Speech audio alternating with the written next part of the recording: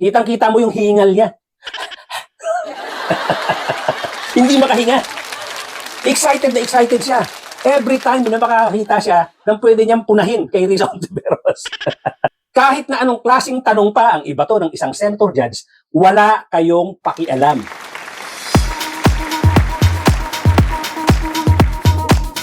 Tuloy-tuloy na po tayo sa ating topic for today. Bigyan natin ng reaksyon tong ginawa nitong si Pia Cayetano doon sa nangyaring hearing kahapon, yung trial ni Sara Duterte doon sa kanyang impeachment case. Kitang-kita rito yung pagiging condescending nitong si Pia Cayetano, na para bang ang sinasabi niya, itong mga non-lawyers na katulad ni Risa Ontiveros ay hindi dapat magtanong. Gusto niyang hiyain itong si Risa Ontiveros. Parang sinasabi niya, wala kang alam sa batas, dapat huwag kang magtatanong. Ganun po ang attitude nitong si Pia Cayetano. At narinig din natin yung prayer nitong si Alan Peter Cayetano na merong ano din talaga, sour graping din. Silang dalawang magkapatid, hindi maka-let go hindi nila ma-get over yung nangyari diyan sa Senado na talagang naging kontrabida sila. At hindi natin makakalimutan yan. Uulit-ulitin natin yung ginawa nilang napakalaking pagkakamali diyan sa Senado na nagkaroon sila ng drama, gumawa sila ng na eksena, at alam natin natanggal na nga itong si Aplaska doon sa pagpapaputok ng baril. At hindi natin makakalimutan yung ginawa nilang pagpapatakas kay Bato de la Rosa. Puro illegal ang pinagagawa nila dyan.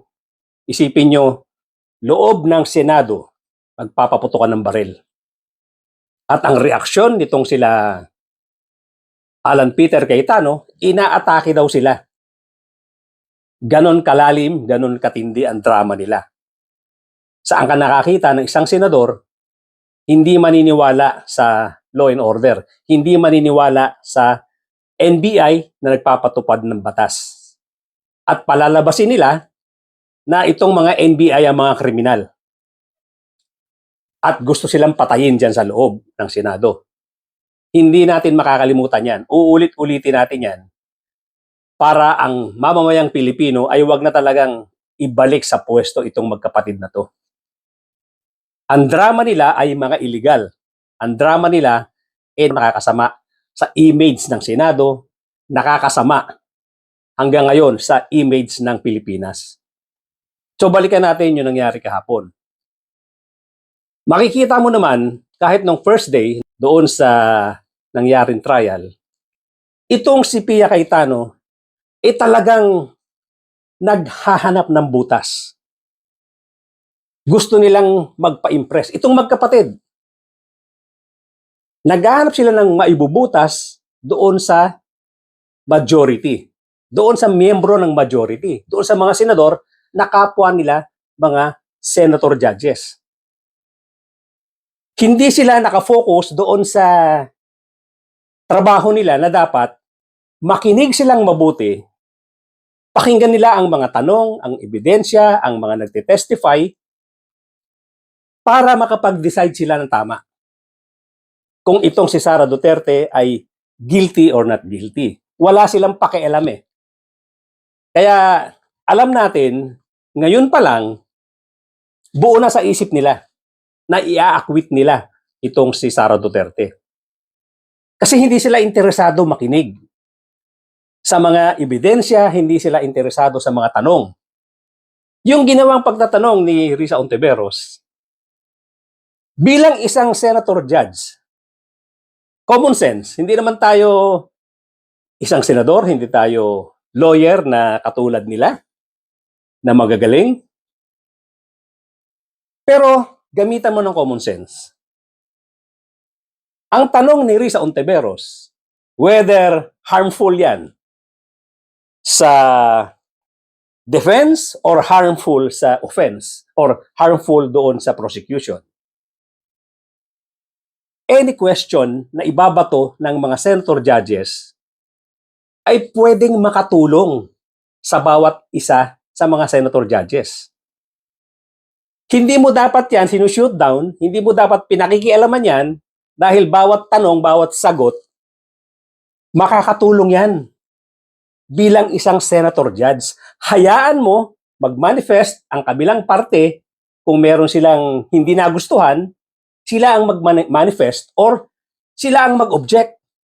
Hindi ang senator judge. Tig isang tanong lamang po para sa witness at para sa The prosecution. lady may proceed. She has 2 minutes. Salamat, Mr. Presiding Officer. Mr. Kalilong, nung sinabi nyo na nag-conduct kayo ng open source intelligence pagkatapos nyo ma-authenticate yung November 23, 2024 video at nahanap nyo yung video naman ng press conference dated October 18, 2024, anong basis nyo para sabihin na yung mga statements sa October 18 press conference ay halintulad sa November 23 video na may assassination threat? In other words po, ano pong napansin yung magkakapareho dun sa statements nung October 18 at nung November 23? O what do they have in common? Both were, ang tinutukoy po, ang pinupunto po is yung president. And makikita po doon na hindi na sila in good terms no October 18 pa lang po. Okay, so sa parehong video ng press conference at saka yung November video naman, yung dalawang elementong yon na hindi na sila magkakasundo Opo. at Hindi na sila magkasundo and ang ina-address po ng, parang pinapatukuyan po ng Vice President doon sa press conference is yung president si po. Presidente. Okay. And then, Mr. Presiding Officer, salamat kay Mr. Kalilong. Sa prosecution naman po, yung isang tanong ko at this point in time, Mr. Presiding Officer. Well, Counsel, none of these statements are proof that the Vice President actually contracted an assassin or hired one. Why are these acts impeachable?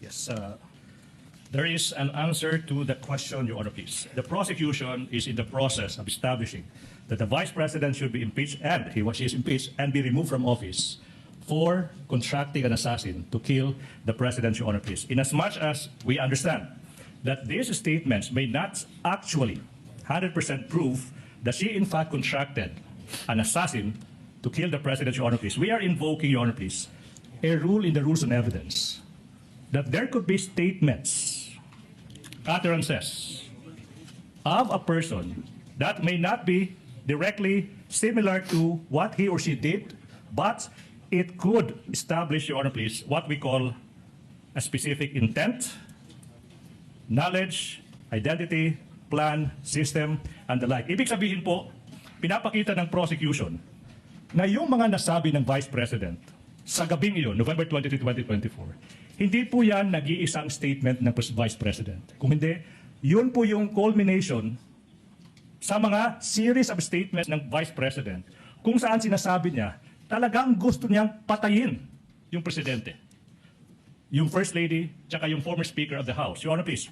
We invoke Rule 130, Your Honor, please, Section 35 of the Rules of Court. Etong mga statements na to, they prove one thing. Talagang may plano na, talagang may system na, talagang may knowledge na yung Vice President sa anong gusto niyang gawin sa Pangulo. Gusto niyang pugutan ng ulo, gusto niyang patayin. No less than the President of the Republic of the Philippines, Your Honor, please. At ang tanong po ba dito ay kung may krimen o kung may kung ang asal ay karapat-dapat Yes, sa Your Honor, Vice Presidente? We are able to answer two questions, Your Honor, please. The charges against the Vice President ay yung pagbibitray ng public trust, Your Honor, please. That is also, Your Honor, please, a culpable violation of the Constitution. Now, yung usaping, was that a criminal act? Yes, Your Honor, please. Kaya nga, yung NBI, through this witness, will prove na nag-file na ng kaso yung NBI against the Vice President exactly sa mga naging pagbabanta niya. I would just like to manifest my support for the statement and observation of the presiding officer. That was like a closing statement, Mr. President. So I don't think this is fair because, you know, some parts are exciting, some parts are dragging. We're trying our best to be paying attention and what evidence, you know, we have to ferret the evidence before us, what is admissible, what is not. The official objections will come later. But when we allow this to happen, nag-shortcut na natin yung process. So, if I may, with all due respect, Mr. President, admonish us. Call us out if yung question natin is also not proper at the proper time. We may all make those mistakes. Even I may make that mistake. And I'm telling you, please call me out if I make a mistake and ask the kind of question that should not properly be asked by a judge at that particular time. Because it is not right. We must follow the rules. And I know you are being courteous to all of us, but that was a closing statement. And I also asked the parties involved. You have an oath as lawyers. Don't take advantage of the generosity of this impeachment court. I don't want to see this happen again. Thank you, Mr. President. Duly noted and well taken. The chair, as I said, or as the presiding officer said earlier, reminded our colleagues with respect to similar questions to be asked in the future. Nakakapagtaka itong si Pia Cayetano, kapwa niya Senator Judge, pinamumukha niya na mas mataas siya kay Risa Ontiveros dahil isa siyang abogado. Pinamumukha niya na hindi tama ang pagtatanong nitong si Risa Ontiveros. Condescending. Iniinsulto niya ang pagkatao, ang pagka-senador nitong ang pagka-senator judge nitong si Risa Ontiveros.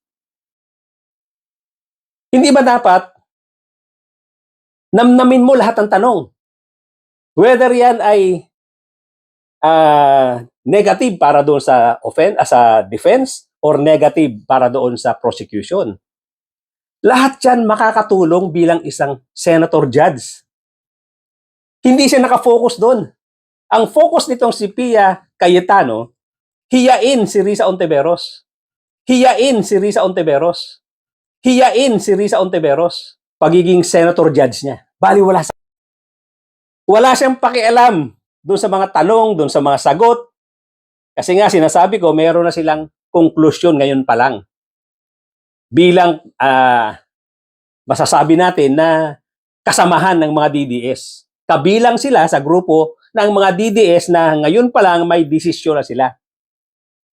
Kaya hindi sila interesado sa mga itatanong, sa mga ebidensya, dahil alam nila lahat ng ebidensya dyan na ipipresent ng prosecution talagang harmful para kay Sara Duterte. Lahat yan ay kahihiyan ni Sara Duterte. Hindi sila interesado dyan. Ang interesado sila doon sa laro nilang propaganda. Ang laro nitong si Sara Duterte at ng kanyang kampo, propaganda. Diyan sila magaling. Hindi nila tatantanan yan ng kakasabi na mali ang prosecution, pinopolitika lang sila, walang mali-mali ang ebidensya, tinitechnical nila yung proseso, lahat. Kaya nga ngayon, etong si Torion, nag-file na ng kanyang petisyon sa Supreme Court para itigil. Anong ibig sabihin yan? Kasi nga, wala silang panlaban sa ebidensya. Wala silang ilalaban sa prosecution. Lahat ng ipipresent ng prosecution, malalim na ni-research at kitang-kita na talagang malaman ang kanilang mga ebidensyang hawak, ang mga dokumento nilang hawak. Kaya itong magkapatid na hanggang ngayon ay hindi makaget over sa pagkakatanggal nila sa posisyon, ang inaatake nila yung mga tao, yung kapwa nila senador. Gusto nilang ipamukha sa mga senador na to na huwag kayong makialam dito, wala kang karapatan dahil hindi ka abogado. Yan po ang laro ng magkapatid.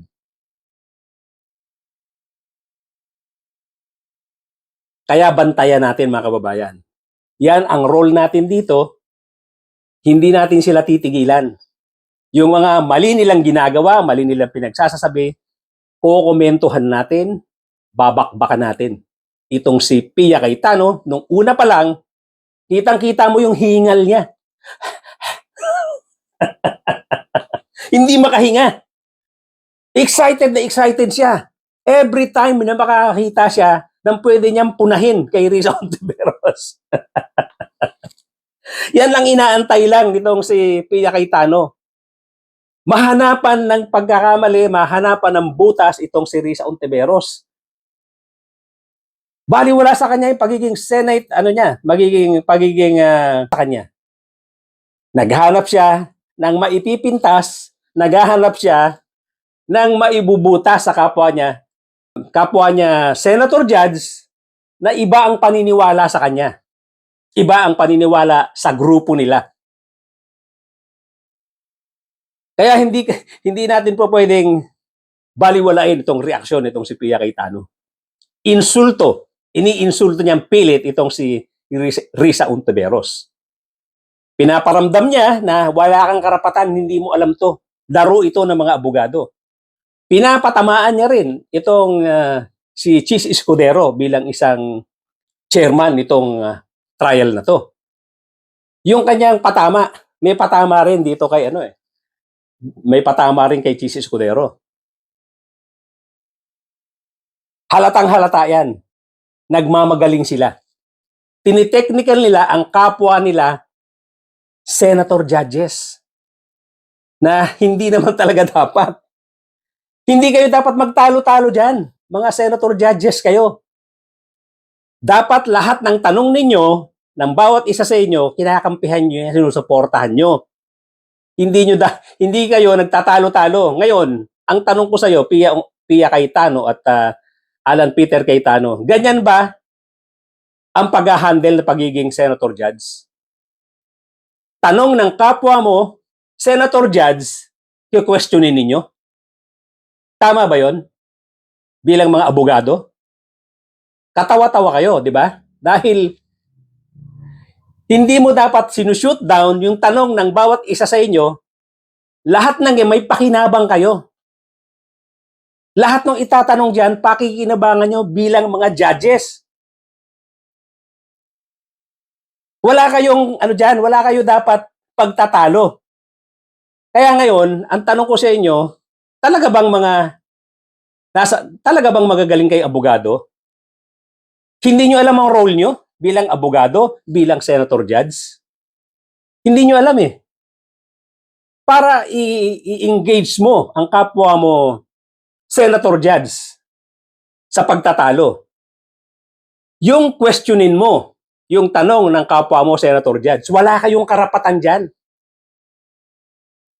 Kahit na anong klaseng tanong pa ang iba to ng isang senator judge, wala kayong pakialam. Wala kayong pakialam. Hindi kayo dapat nagtatalo-talo dyan. Bawat tanong ng senator judge, sinasabi ko, may pakinabang ang judge, may pakinabang ang senator judge. Ang kitid ng utak nitong si Pia Cayetano para i-engage ng pagtatalo sa pakikipagtalo itong si Risa Ontiveros doon sa tanong niya.